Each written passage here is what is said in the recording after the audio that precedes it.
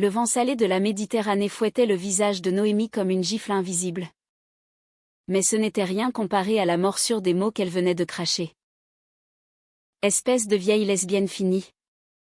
Retourne dans ton placard rouillé avant que je te ferme la porte à double tour, hurla-t-elle. Sa voix aiguë perçant le crépuscule sur la plage de Cadaqués, où les vagues léchaient les rochers comme des regrets inavoués. Marine, immobile, sentit son cœur se contracter comme une voile déchirée par la tempête. Les cicatrices de ses batailles passées, celles du désert irakien et celles d'un amour perdu se réveillant dans un silence assourdissant. Noémie recula d'un pas. Le sable collant à ses sandales neuves. Son ricanement forcé masquant la peur qui lui nouait l'estomac. Elle n'avait que 17 ans. Gâtée par un père absent et une mère qui compensait par des cartes de crédit illimitées. Mais ce soir-là, face à cette femme qui avait vu la mort en face, elle comprit trop tard que les moqueries étaient des armes à double tranchant. Marine leva enfin les yeux. Et dans ce regard, Noémie vit non de la haine, mais un abîme de tendresse brisée. Un écho d'un amour qu'elle-même n'avait jamais osé effleurer. Les falaises de la Costa Brava se dressaient comme des sentinelles éternelles. Gardiennes d'un secret que Noémie croyait sien, l'insouciance d'une vie où l'on piétine les cœurs sans en payer le prix. Fille unique d'un magnate de l'immobilier barcelonais, elle passait ses étés dans la villa familiale de Cadaqués. Ce village de pêcheurs devenu repère des artistes bohèmes, où Salvador Dal avait jadis peint ses rêves surréalistes. Mais pour Noémie, c'était un terrain de jeu pour ses caprices, soirées arrosées de sangria volée, flirts éphémères avec des touristes anglais, et une méprisante supériorité envers ceux qui n'avaient pas la chance de naître avec une cuillère en argent. Ce jour-là, le soleil cognait dur sur la petite crique isolée où elle avait surpris Marine. La vétérante, quarantenaire aux traits ciselés par le soleil du Moyen-Orient, s'asseyait souvent là, un carnet de croquis à la main, dessinant les contours des vagues avec une précision militaire.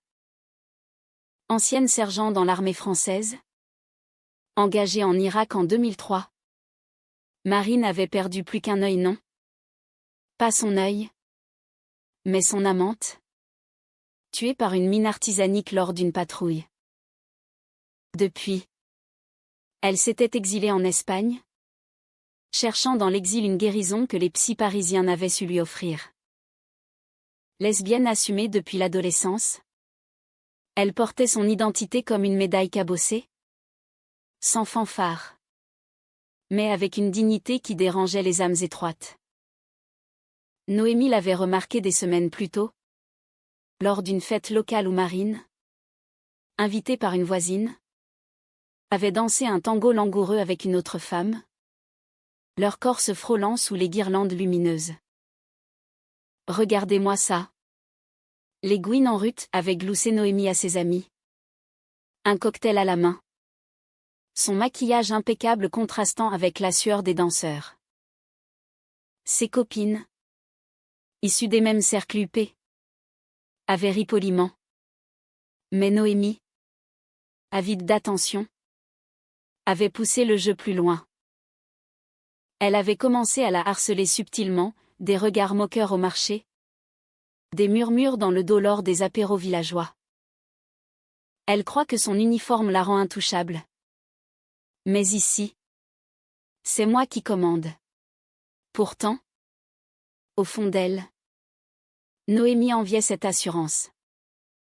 À 17 ans, elle naviguait entre les attentes de sa mère. « Trouve-toi un beau garçon, ma chérie. » Pas ces bêtises de Paris et ses propres doutes inavoués.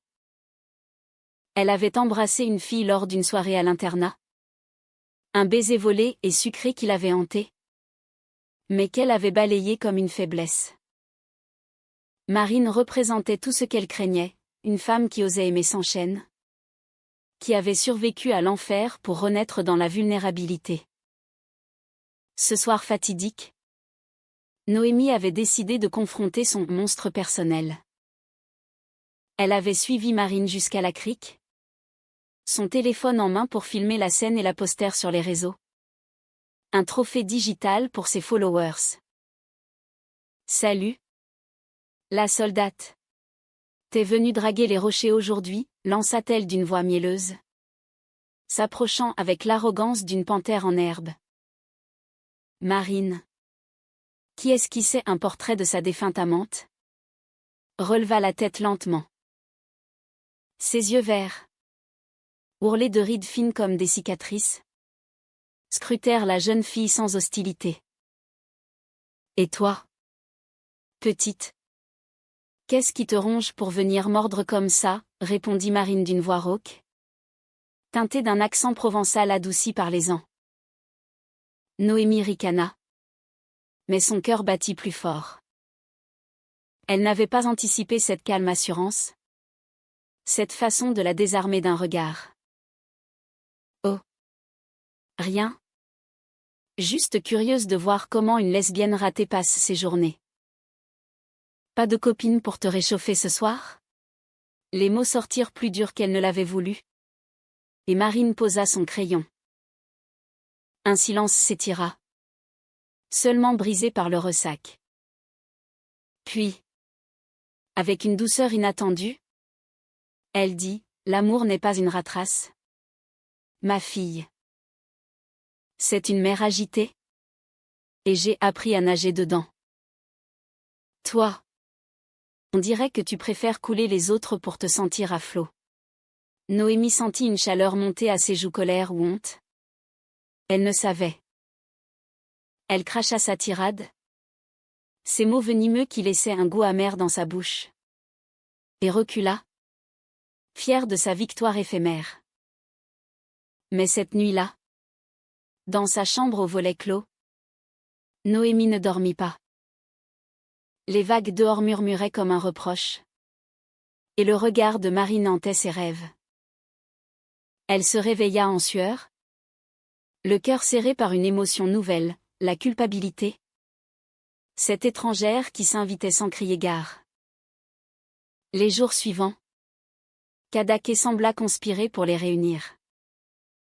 La mère de Noémie, Élise, une Parisienne exilée qui collectionnait les amants comme des tableaux impressionnistes, organisa un dîner chez des voisins.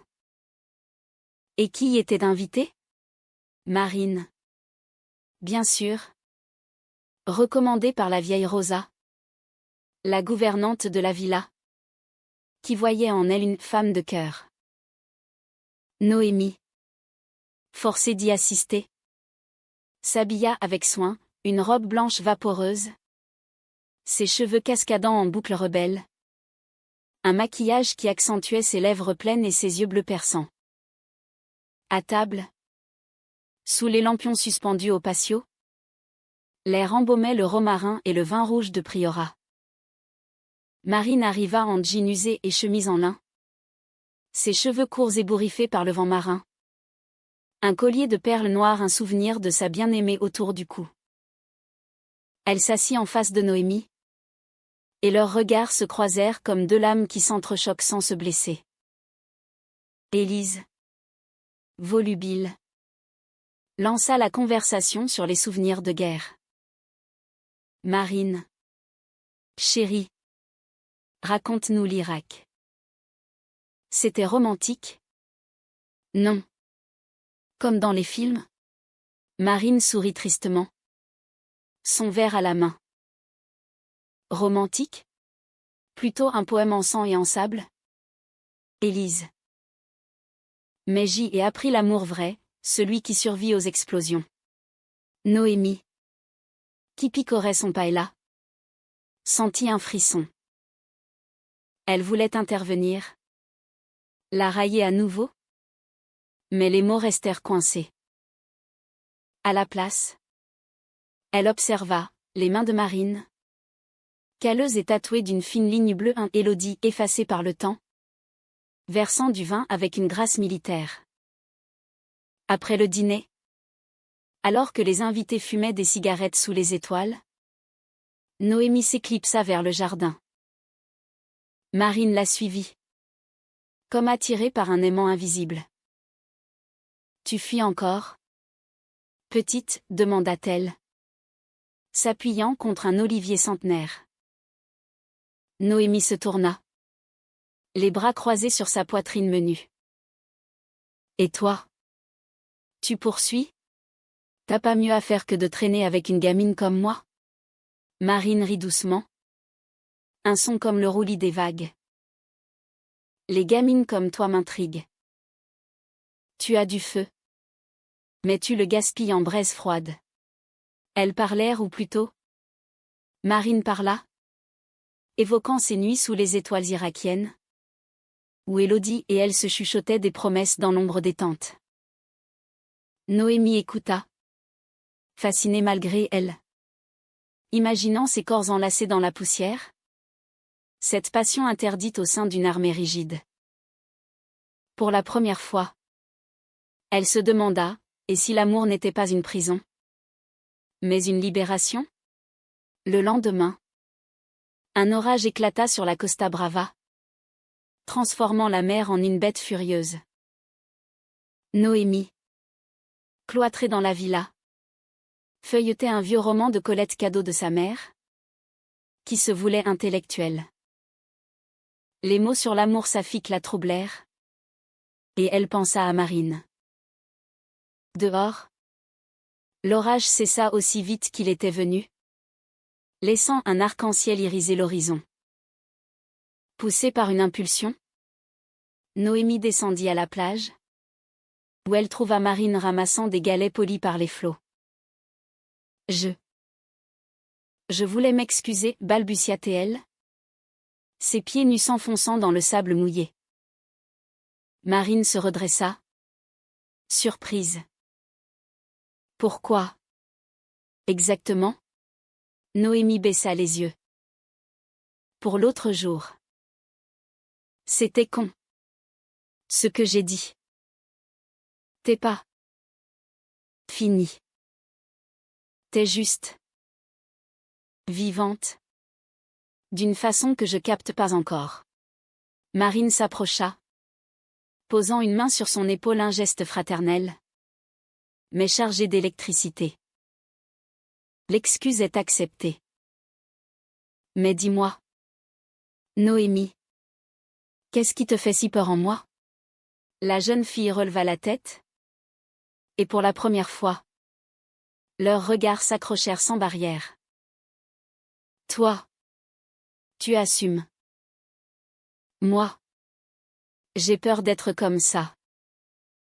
D'aimer une fille. Les mots sortirent comme un aveu arraché. Et Marine, émue, l'attira dans une étreinte chaste. La peur est le premier pas vers la vérité. Ma belle. Laisse-la te guider. Ce fut le début d'une danse fragile. Un tango émotionnel sur le fil du rasoir. Noémie commença à chercher Marine, des promenades au cap de Creux, où les rochers sculptés par le vent ressemblaient à des amantes enlacées, des cafés à Figueres, où elle riait de Dalle et de ses moustaches absurdes. Marine lui racontait ses batailles intimes, le coming out sous les bombes. Le deuil d'Élodie. Cette perte qui l'avait rendue orpheline d'amour. Noémie, en retour, confiait ses failles, un père qui la voyait comme un accessoire, une mère qui l'étouffait d'amour maladroit, et ce baiser volé qui avait éveillé en elle un désir qu'elle n'osait nommer. Un soir, sous un ciel étoilé, elles s'assirent sur la jetée. Marine sortit une guitare usée, grattant un air de Piaf, La vie en rose, ironique et tendre. Noémie, les joues rosies par le vin, posa sa tête sur l'épaule de la vétérante. Et si on était plus que des amis, murmura-t-elle. Marine hésita, son cœur de soldate craignant une nouvelle déroute. Tu es jeune, Noémie. Et moi? Je porte trop de fantômes. Mais leurs lèvres se frôlèrent. Un baiser timide comme une vague qui teste le rivage. Et le monde s'illumina d'un rose inédit. Pourtant, L'ombre planait. Les amis de Noémie, ces vipères en herbe, avaient flairé le changement. T'es en train de virer Gwyn? Noé. Avec cette vieille bique, siffla Clara. Sa meilleure amie. Lors d'une piscine party. Noémie rit pour masquer sa panique. Mais les doutes s'insinuèrent. Et Marine, hantée par le passé, se demandait si elle n'était pas en train de reproduire une erreur, aimer trop fort, trop vite.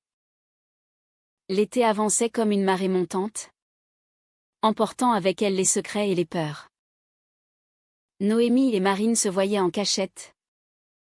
Leur rendez-vous volé aux regards indiscrets de Cadaqués. Elles escaladaient les sentiers escarpés du parc naturel du Cap de Creux, où les vents sculptaient des arches naturelles évoquant des cathédrales gothiques en ruine. Là-haut, perchées sur un promontoire face à la mer Tyrrhénienne, elles s'embrassaient avec une urgence contenue. Les lèvres de Noémie, douces et avides, explorant celles de Marine, salées par l'iode et les larmes refoulées. Tu me fais peur. Tu sais, avoua Marine un après-midi, alors qu'elle cueillait des figues sauvages dans un verger abandonné. Ses doigts, habitués à démonter des fusils, tremblaient légèrement en effleurant la joue de la jeune fille. Noémie, avec sa fougue adolescente, rit. Peur de quoi? Que je te brise le cœur? Je suis pas une grenade. Marine. Juste. Une fille qui veut te garder. Mais au fond, elle savait que c'était faux. Elle était une tempête en devenir, imprévisible et destructrice. Élise, la mère de Noémie, avait commencé à remarquer les absences. Ma chérie, tu passes trop de temps seule. Viens à la soirée de demain chez les Pucci, il y a ce fils d'avocat. Ravière. Si charmant. Noémie acquiesça mollement.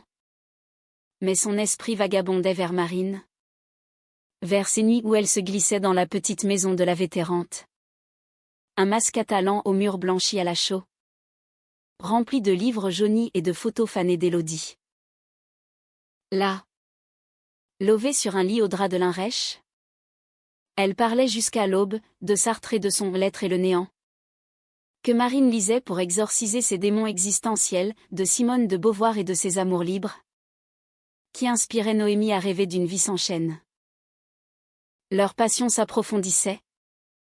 Passant du frôlement des peaux à une intimité plus charnelle. Une nuit. Sous la pluie battante qui tambourinait sur les tuiles. Marine guida Noémie avec une tendresse infinie. Ses mains traçant des cartes sur le corps adolescent. Explorant les courbes naissantes comme un cartographe redécouvrant un continent. Noémie, haletante, se perdit dans cette découverte, la douceur d'un sein contre le sien, le goût musqué de la sueur partagée, les murmures en français « mon amour », mon trésor qui la faisait fondre comme du chocolat au soleil. C'était son premier amour vrai. Non pas une rébellion puérile. Mais une révélation qui fissurait les murs de son éducation bourgeoise. Pourtant, le conflit couvait. Clara et les autres filles, jalouses de cette métamorphose, pour dire un plan mesquin. Lors de la soirée chez les Pucci, une villa somptueuse perchée sur les collines de Rose, avec piscine à débordement et jazz en fond sonore, elles tendirent une embuscade. Ravière, ce bellâtre aux cheveux gominés et au sourire de requin, invita Noémie à danser un slow langoureux. T'es trop belle pour traîner avec des losers, murmura-t-il à son oreille. Ses mains glissant trop bas sur sa taille. Noémie se raidit, repoussant l'intrusion avec un éclat de rire forcé. Mais Clara surgit. Téléphone en main. Un selfie compromettant de Noémie et Marine pris à la dérobée lors d'une promenade affichée sur l'écran. Regardez ça. Les amis. Notre petite Noé en mode lesbienne avec la mémé de la plage, éclata-t-elle en riant. Et la salle s'emplit de chuchotements. De regards en coin. Noémie sentit le sol se dérober. Son visage virant au cramoisi. C'est pas ce que vous croyez, balbutia-t-elle. Mais les mots sonnaient faux même à ses oreilles. Ravière recula. Dégoûtée, Élise, alertée par le bruit, arriva en trombe. Son verre de cava à la main. Qu'est-ce que c'est que cette histoire? Noémie? Une lesbienne? Avec cette femme? Mon Dieu! Qu'est-ce que j'ai fait pour mériter ça? Les larmes de sa mère? Mi-théâtrales, mi-sincères? Transpercèrent Noémie comme des flèches. Elle s'enfuit sous la pluie fine qui recommençait à tomber, courant à travers les vignes sombres vers la plage, où elle savait trouver refuge. Marine était là. Comme toujours. Assise sur un rocher. Son carnet ouvert sur une esquisse de Noémie endormie. Elle se leva à son approche. Alarmée par les sanglots étouffés. Quoi de neuf? Mon cœur? Noémie se jeta dans ses bras. Trempée et brisée. Elles savent. Et maman? Elle me déteste. À cause de nous. Marine la serra fort. Son propre passé remontant comme une nausée, les insultes de ses camarades de régiment. Le rejet de sa famille provençale. L'amour vrai attire les orages? Noémie. Mais on les traverse ensemble. Elles rentrèrent au mas, où Marine prépara un thé à la menthe, une habitude irakienne, et écouta le récit entrecoupé de hoquets. Je t'aime. Marine. Pas comme une gamine. Vraiment. La vétérante. Émue. L'embrassa sur le front. Et moi? Je t'aime comme on aime après la guerre, avec prudence. Mais sans regret. Cette nuit-là, leur étreinte fut plus profonde. Un mélange de désespoir et d'espoir. Leurs corps s'entremêlant comme des racines sous la terre catalane. Mais le lendemain apporta la trahison. Élise, furieuse, débarqua au mas au petit matin, accompagnée d'un détective privé, un reliquat de son divorce houleux. Marine. Vous êtes une perverse. Corrompre ma fille. Une mineure. Je vais vous faire jeter en prison, hurla-t-elle, brandissant un dossier de photos volées. Noémie. Encore ensommeillée, surgit de la chambre, enveloppée dans un drap. Maman. Arrête. C'est moi qui ai choisi. Laisse-nous. Le chaos s'installa, cris. Pleurs. La pluie qui redoublait dehors comme un chœur grec. Marine. Stoïque. Affronta Élise. Madame. Votre fille est une femme en devenir. Et cet amour n'est pas une corruption?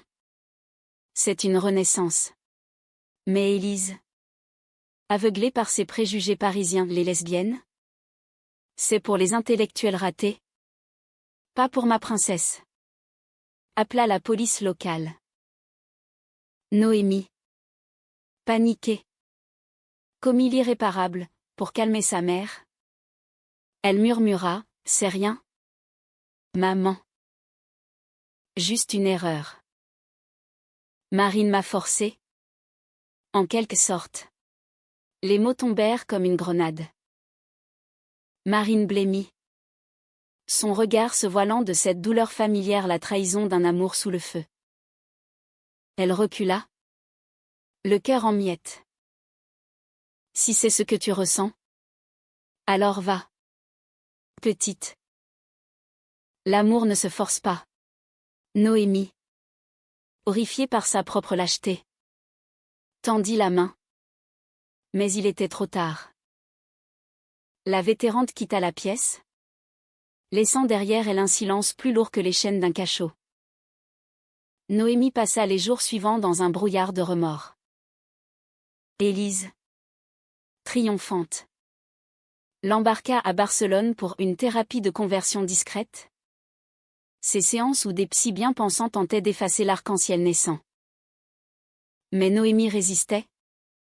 Son esprit hanté par le parfum de romarin de Marine. Par ses histoires chuchotées. Elle écrivait des lettres qu'elle n'envoyait pas. Des poèmes maladroits inspirés de Verlaine, ton absence est un vide qui hurle en moi. Comme la mer sans ses vagues. De son côté, Marine sombra. Elle rangea sa guitare, ferma son carnet, et erra sur les plages comme un fantôme. La trahison de Noémie ravivait celle d'Élodie, non. Pas Élodie. Mais le commandement qu'il avait abandonné après la mort de son amante, la renvoyant en France avec une médaille et un silence administratif. Pourquoi les amours lesbiens finissent-ils toujours en champ de mine, se demanda-t-elle. Buvant du pastis pur au bar du port. Un mois passa. L'été cédant la place à un automne précoce. Avec des vents chargés d'embrun et de feuilles mortes. Noémie. Échappant à la vigilance de sa mère lors d'un week-end shopping à Madrid. Prit un bus pour Cadaqués. Elle trouva le mas vide. Les volets clos comme des paupières tuméfiées. Rosa, la gouvernante, lui confia, elle est partie. Ma petite. Vers le sud. Peut-être Andalousie. Elle a laissé ça pour toi. Dans l'enveloppe. Un dessin, Noémie sous l'arc-en-ciel. Avec une note, l'amour perdu n'est perdu que si on le laisse partir. Trouve-toi. Et peut-être que nos chemins se croiseront à nouveau. Dévastée. Noémie erra à son tour. Dormant sur la plage. Affrontant les tempêtes intérieures. C'est là que le vrai conflit éclata, non plus avec le monde, mais avec elle-même. Elle comprit que sa gatéité n'était qu'un masque pour sa peur viscérale de l'authenticité. Je l'ai trahi pour plaire à une mère qui ne m'aime qu'en cage dorée, sanglota-t-elle. Les vagues emportant ses cris. L'hiver s'abattit sur la Costa Brava comme un voile de deuil, transformant les criques en baies solitaires où le vent hurlait des complaintes anciennes. Noémie. De retour à Barcelone.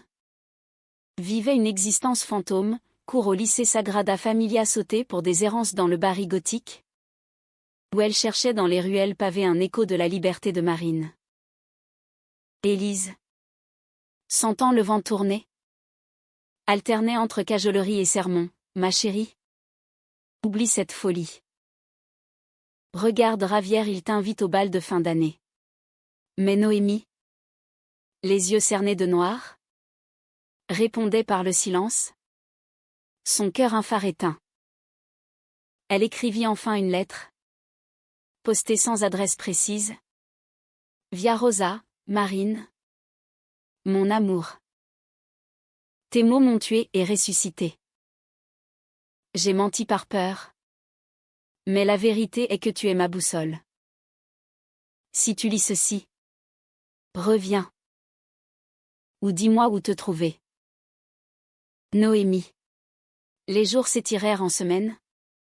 Et le silence fut une torture plus cruelle que les moqueries passées. Noémie plongea dans la lecture vorace, le deuxième sexe de Beauvoir, qui la fit pleurer sur les pages jaunies des romans de Marguerite Yourcenar, où les amours féminines défiaient les empires. Elle se lia d'amitié avec une professeure de littérature, Sophia, une lesbienne discrète aux lunettes rondes, qui l'encouragea. L'amour n'est pas une bataille à gagner. Noémie. C'est une reddition gracieuse.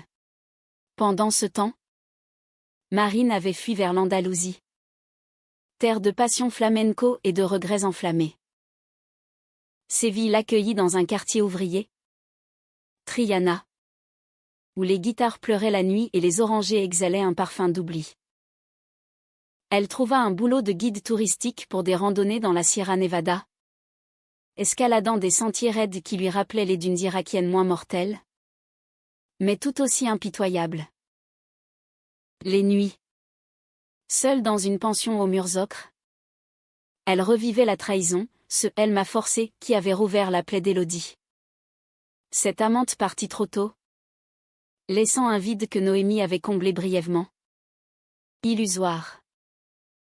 Pourtant, l'amour perdu renaissait en elle comme une braise sous la cendre. Elle dessinait Noémie inlassablement, son sourire espiègle sous le soleil, ses yeux bleus comme la mer en furie. Lors d'une feria locale, ivre de manzanilla, elle dansa un soléa avec une gitane aux hanches ondulantes, mais son esprit volait vers Cadaqués. Pourquoi les cœurs des femmes sont-ils si fragiles? Et pourtant si tenaces, se demanda-t-elle. Le lendemain, en gravissant un pic enneigé, le destin, ce farceur catalan, intervint sous forme d'une carte postale anonyme glissée sous sa porte, le dessin qu'elle avait laissé à Noémie, renvoyé avec une rose séchée. Je te cherche. Espagne entière. Ton phare. Marine sentit son pouce accélérer. Elle prit un train pour Barcelone, le cœur battant la chamade, traversant des paysages de vignes et d'oliviers qui défilaient comme un film Hollywood. Leurs retrouvailles furent un ouragan. Noémie, alertée par Rosa, se rua à la gare sans un soir de décembre, la neige fondue transformant les quais en patinoire. Elle la vit de loin, Marine, emmitouflée dans un manteau militaire, son sac à dos usé sur l'épaule, le regard scrutant la foule comme un sniper. Marine, cria Noémie, courant malgré les glissades, se jetant dans ses bras avec une force qui les fit chanceler. Elles pleurèrent, rirent, s'embrassèrent sous les flocons timides d'un baiser vorace, chargé de mois d'absence, de doutes et de promesses brisées. Pardonne-moi, murmura Noémie contre sa bouche. Je t'ai trahi pour survivre. Mais sans toi, je ne vis plus. Marine, les larmes gelant sur ses joues, répondit, et moi? J'ai fui parce que j'avais peur de t'aimer trop. Mais l'amour perdu? C'est juste un amour en attente. Elles s'installèrent dans un petit appartement du Poble Sec, un quartier bohème aux rues étroites et aux tapas fumants. La vie reprit. Mais avec une intensité nouvelle, Marine enseignait à Noémie les bases du dessin. Traçant des nus artistiques où leur corps se mêlait sur papier, Noémie, en retour, initiait la vétérante aux joies des réseaux sociaux, postant des selfies discrètes avec des cœurs arc-en-ciel. Élise, confrontée à la détermination farouche de sa fille, capitula partiellement, un dîner tendu où elle serra la main de Marine, marmonnant, si vous la rendez heureuse. J'accepte. Mais le vrai Cao guettait, tapi dans l'ombre des jalousies passées. Clara, rongée par la culpabilité et l'envie, contacta Ravière pour une revanche mesquine. Lors du bal de fin d'année au lycée, une salle ornée de guirlandes et de lustres cristallins, elle diffusa une vidéo truquée, un montage de photos volées, montrant Noémie et Marine dans des poses intimes, légendées la gâtée et la gouine, un amour de façade. La salle explosa en murmures. Rires étouffés, Ravière, humiliée, s'approcha de Noémie sur la piste, un verre à la main. T'es une traîtresse? Noé. Et elle? Une menteuse qui t'utilise pour oublier ses cadavres. Noémie. En robe rouge sang qui virevoltait comme une flamme. Sentit la rage monter. Ferme-la. Ravière. L'amour n'est pas ton Monopoly. Mais Clara surgit. Hystérique, c'est moi qui ai tout balancé. Tu nous as quittés pour elle. Cette chaise-bine. Le scandale éclata, Cris. Pleurs. Élise appelée en urgence. Noémie. Au bord de l'effondrement. S'enfuit vers le port olympique. Où les lumières des yachts dansaient sur l'eau noire. Marine l'Y rejoignit. Alertée par un appel paniqué. Elles s'assirent sur un banc. Face à la mer qui grondait comme un avertissement. C'est fini. Marine.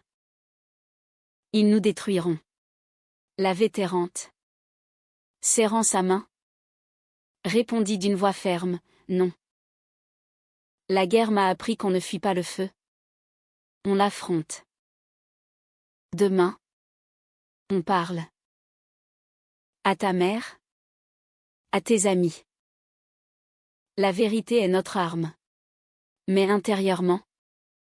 La trahison renaissait, et si Noémie cédait à nouveau? La confrontation eut lieu le lendemain. Dans la villa familiale de Barcelone. Un palais moderniste aux mosaïques bleues. Élise. Clara. Ravièrent tous conviés par Noémie. Marine se tint droite. En chemise blanche impeccable. Son tatouage visible comme un défi. Je ne suis pas une ombre du passé. Je suis l'avenir de votre fille. Si elle le veut. Clara. Face à la dignité de la vétérante. Craqua, J'étais jalouse. Pardon. Noé. Ravière s'excusa mollement. Et Élise. Les yeux rougis. Avoua, j'ai eu peur de te perdre. Ma chérie. Mais l'amour. Il n'a pas de genre. Pourtant. Au cœur de cette réconciliation fragile. La trahison frappa de l'intérieur. Noémie. Sous la pression. Murmura à Marine plus tard, et si on gardait ça secret? Juste un peu. Pour qu'il digère? Marine recula. Blessée au vif. Secret? C'est ça. Ton amour? Une autre prison? Elle partit cette nuit-là. Laissant Noémie seule avec ses fantômes. Le cœur déchiré entre loyauté et peur. Le printemps revint sur la Catalogne comme une rédemption tardive. Fleurant l'amande en fleurs et les regrets fanés. Noémie. Abandonnée pour la seconde fois. Comprit enfin la profondeur de sa trahison récurrente. Ce n'était pas la peur du monde qui la paralysait. Mais celle de son propre reflet, une adolescente gâtée qui, pour briller, éteignait les lumières des autres. Elle prit une décision radicale, quitter l'appartement familial. S'installer chez Sophia, sa professeure bienveillante. Et entamer une thérapie vraie non pour guérir son orientation, mais pour guérir son âme blessée. Les mois s'écoulèrent en un exil intérieur. Noémie travailla dans une librairie du Raval. Entourée de tomes poussiéreux sur l'amour interdit, Carole de Patricia Highsmith, qui la fit sangloter sur les tranches, des poèmes de Federico Garcia Lorca. Ce martyr andalou de l'amour homosexuel, dont les vers Verde que te quiero verde résonnaient comme un appel à Marine. Elle apprit à assumer, un premier post Instagram. Sa main dans celle d'une ombre floue. Légendé, l'amour n'est pas un secret. C'est une lumière. Les likes affluèrent. Mais plus important, les messages de soutien de camarades de lycée repentis. D'Élise qui, en thérapie elle-même, écrivait « Je t'aime, telle que tu es. Ma fille arc-en-ciel. » Marine, de son côté, avait regagné la France, Provence natale, où les champs de lavande murmuraient des consolations. Elle reprit du service comme consultante pour un centre d'aide aux vétérans LGBTQ+. Racontant son histoire dans des ateliers, l'amour après la guerre est une seconde indépendance. Ne le bridez pas par peur. Mais Noémie hantait ses nuits, rêve où elle dansait un tango sur les remparts d'Avignon. Ou faisait l'amour sous les étoiles de Kadaké. Un jour, une lettre arriva pas de Noémie, mais de Rosa, la petite a changé. Marine. Elle te cherche encore. Reviens. Ou perds-la pour de bon. Le chaos au final survint lors d'un festival à Sitges, la ville gay de Catalogne, où les prides défilaient en explosion de couleurs. Marine, invitée comme oratrice, monta sur scène sous un ciel d'azur. Sa voix rauque portant son témoignage, « J'ai aimé une femme dans le désert, perdue à la guerre. J'en ai aimé une autre sur une plage, perdue à la trahison. Mais l'amour perdu n'est jamais perdu, il attend qu'on le rende. » Dans la foule, Noémie était là. Plus mature à 18 ans passés. Ses cheveux courts maintenant. Un tatouage d'encre sur l'épaule en hommage discret. Elle s'approcha après la conférence. Le cœur en tambour. Marine. Je t'ai rendu cet amour. Pas par des mots, mais par mes actes. J'ai appris à nager dans la mer agitée. Marine. Les yeux brillants.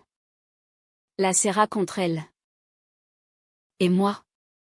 J'ai appris à attendre la marée haute. Leur baiser, public et fier, fut applaudi non comme un scandale, mais comme une victoire humaine. Élise, présente dans la salle, applaudit la première. Ses préjugés fondus comme neige au soleil. Clara et Ravière, invitées par Noémie, hochèrent la tête, repenties. La vie ne fut pas un conte de fées. Marine et Noémie affrontèrent les distances, l'une en Provence pour son travail, l'autre à Barcelone pour ses études en art, mais leur week-end était des oases de passion. Des voyages en train où elles refaisaient le monde. Main dans la main. Un an plus tard, sur la même plage de Cadaqués où tout avait commencé, elles renouvelèrent leurs vœux informels. Noémie, en robe blanche simple, lut un poème, de la moquerie à l'amour. J'ai traversé l'abîme pour te trouver. Marine, émue, répondit, et moi? De la perte à la renaissance. Grâce à toi. Elles s'embrassèrent sous un arc-en-ciel post-orage. Les vagues applaudissant leur union. L'histoire de Marine et Noémie devint légende locale, un rappel que l'amour lesbien, comme tout amour, est un feu qui purifie. Noémie grandit en artiste, exposant des toiles de paysages catalans imprégnés d'émotions saphiques. Marine écrivit un mémoire, Amour de sable et de sel, best-seller discret qui inspira des générations. Élise, transformée, organisa des dîners mixtes, toast à l'égalité levé haut. Et dans les nuits calmes, levées l'une contre l'autre, elles chuchotaient, l'amour rendu est éternel. Car au bout du compte, dans ce monde de tempête, leur lien était une encre solide, humaine, profondément romantique.